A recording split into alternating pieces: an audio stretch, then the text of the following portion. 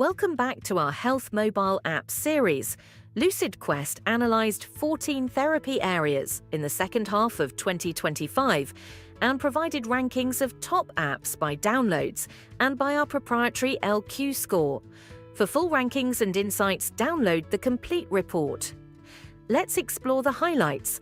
Alzheimer's disease and dementia app ecosystem is dominated by cognitive training and brain game apps focused on general brain fitness rather than disease-specific support, with limited scientific referencing and few validated interventions. Arthritis apps primarily focus on pain tracking, symptom diaries, and daily self-management, using medical language but offering mostly high-level evidence and limited clinical integration.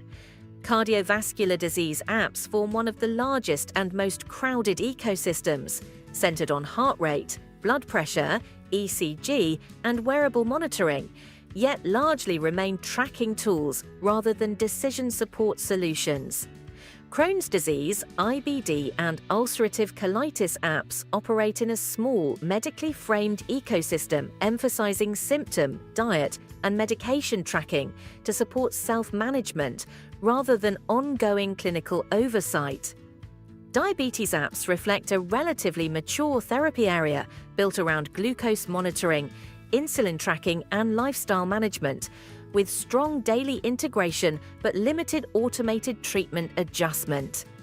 Hemophilia apps exist in a highly specialized ecosystem focused on infusion and bleed tracking, with strong credibility but minimal innovation beyond logging. Kidney health and nephrology apps focus on lab values, dialysis scheduling, diet and medication tracking, yet offer limited disease stage personalization and clinical workflow integration. Major depressive disorder apps occupy a broad, consumer-oriented landscape centered on mood tracking, CBT-informed exercises, and self-help content, with limited formal validation or mental health care integration. Migraine apps are condition-specific tools focused on attack logging, trigger identification, and medication use, showing relatively strong credibility but remaining largely tracking-based. Multiple sclerosis apps form a small, specialized ecosystem addressing symptom, fatigue, and relapse tracking, though most remain patient-led with limited clinician-facing functionality. Oncology apps across multiple indications span education, symptom support, treatment organization, and survivorship, but largely function as supportive tools rather than integrated care components.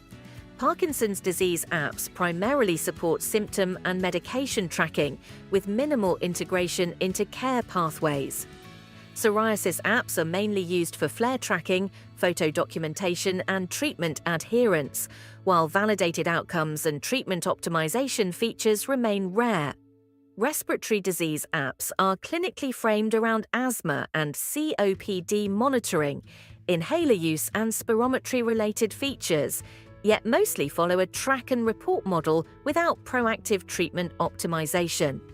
Across therapy areas, the app's ecosystem is mature in tracking but underdeveloped in clinical integration, validation, and outcome-driven intervention. To access complete rankings, validation data, and strategic insights, download the full LucidQuest report. Contact us at info@lqventures.com for expert insights, and don't forget to like, share, and subscribe for more updates